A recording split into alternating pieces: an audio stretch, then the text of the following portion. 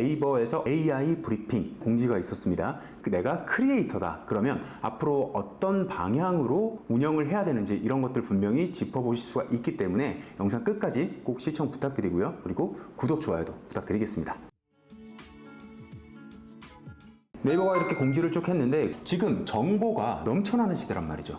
그래서 뭐 하나 검색했다 하면 파악하는 게 너무 힘들어. 그래서 네이버가 짧게 정리를 해줄게. 그걸 줄여서 AI 브리핑이다. 이렇게 이름을 붙인 겁니다. 그래서 네이버가 평소에 공지를 하는 스타일보다는 이 글 자체가 생각보다 좀 쉽게 풀어져 있어요. 그래서 저는 이 내용을 보면서 내가 예상한 대로 돌아가네 이렇게 생각을 했는데 생각보다 주변에서 질문이 좀 많더라고요. 하나하나 좀 설명을 드려보겠습니다.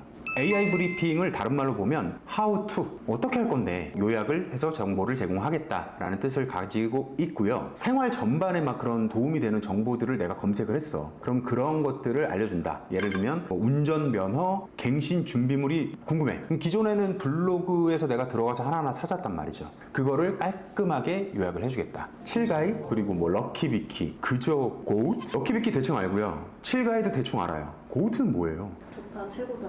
그냥 그거예요? 럭키비키하고 비슷한 거네? 아니, 조금 달라. 아무튼 이런 거. 이 젊은이들은 알지만 나이가 좀 들어가는 사람들은 유행하는 밈 같은 거 이런 거 검색 되게 많이 하거든요.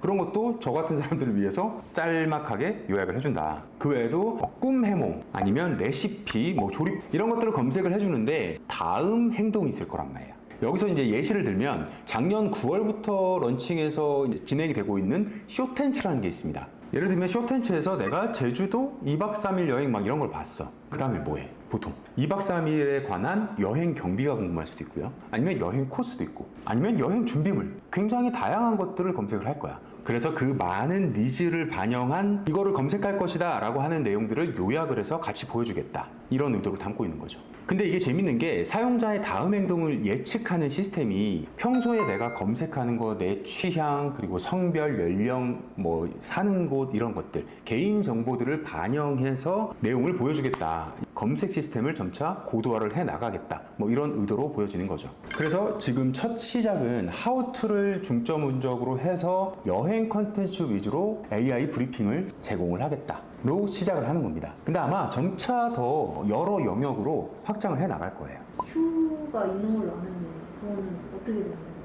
CU이 사실 좀 망했잖아. 네이버가 출시를 했다고 해서 다 성공하는 건 아니고 항상 잘 안 됐던 플랫폼들이 있는데 사실 Q 검색도 대표적이라고 볼 수가 있죠. Q 검색이랑 얘랑 사실 공통점도 많고 한동안은 아마 AI 브리핑이랑 Q 검색이랑 병행해서 나올 것 같은데 Q 검색을 더 많이 고도화하고 사람들이 쓸 만큼 발전시키지 못한다면, 그렇다면 곧 역사의 뒤안길로 사라지지 않을까. AI 브리핑이라는 이름으로 대체가 될 수도 있겠죠. 물론 AI 브리핑이 성공적으로 안착을 하면 그렇게 보여집니다.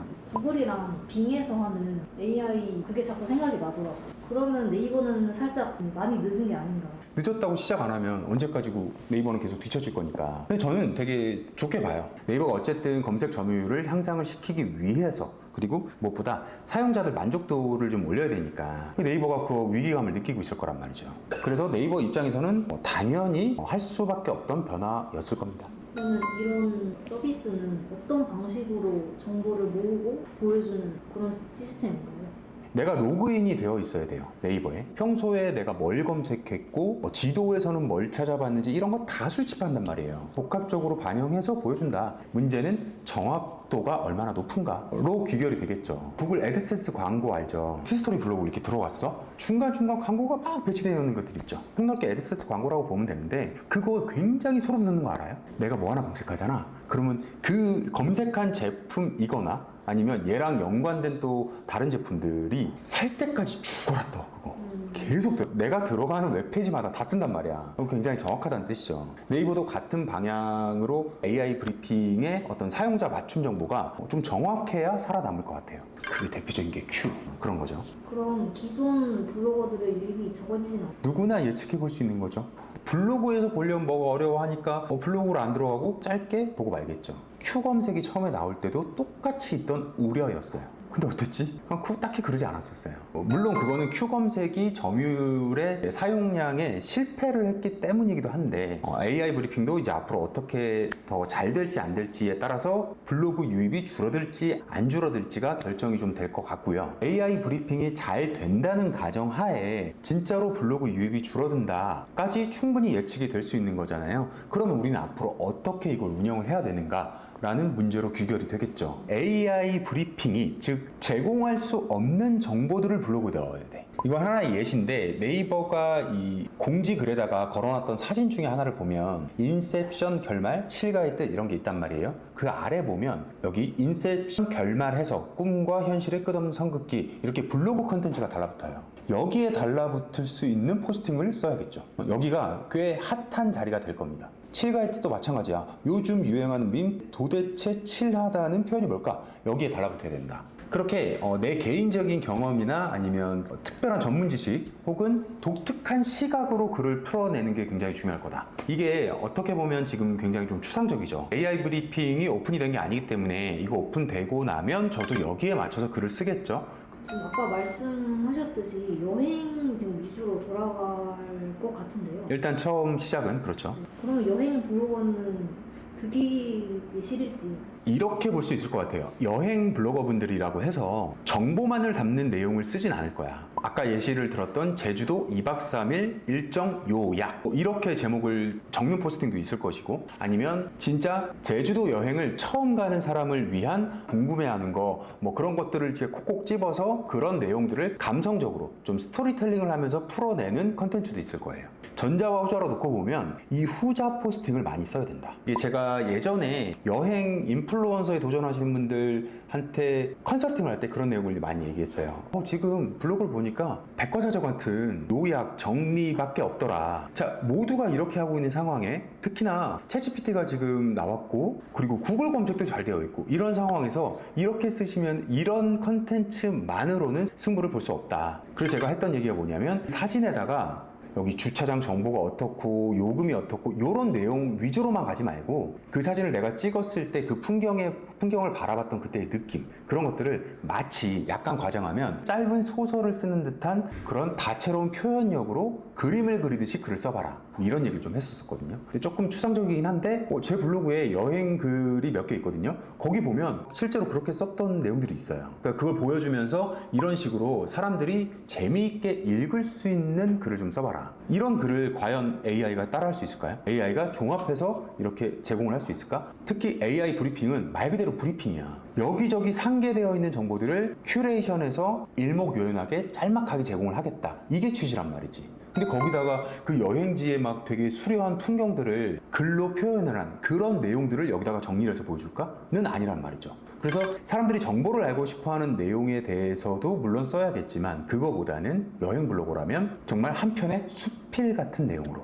적을 수 있어야 되지 않나. 제목 예시만 한번 들어볼게요. 경복궁 사진 명소, 사진 잘 나오는 포인트 정리 뭐 이렇게 적었다면 같은 내용을 두고 사진 초보도 인생샷 남기는 3가지 앵글 괄호 열고 경복궁에서 뭐 이런 식으로 그러니까 제목 스타일이 완전히 다르죠. 이런 스타일의 글을 적어가야 AI 브리핑과는 차별화된 나만의 컨텐츠가 나올 것이고 그리고 앞서 영상에서 제가 말씀드렸던 홈피드와 추천 시스템으로 방향이 점점 더 바뀌고 있다. 여기에도 부합하는 제목이 될 수가 있겠죠. 저 같으면 방향을 그렇게 계속 조금씩 틀어갈 것 같아요. 궁금한 거는 아까 말씀하셨듯이 AI 브리핑 나오는 검색 결과에 내가 걸려야 된다 이게 중요하다고 말씀하셨잖아요. 근데 말씀하신 뭐 느낌이라든지 긴 에피소드 위주로 풀어가게 되면 그 검색에 잘 안 걸릴 것 같아요. 그래서 제가 지금 얘기했던 거예요. 이원화해야 된다고. 정보를 일목요연하게 담아내는 글도 써야 하고 방금 얘기했던 그 한편의 수필 같은 글도 적어야 되고 이거를 완전히 구분해서 적는 것도 하나의 방법이고요. 반드시 다 구분할 필요는 없어. 이거 두 개를 섞는 것도 좋은 방법이에요. 긴 에피소드나 느낌을 비중을 조금 더 가져가라.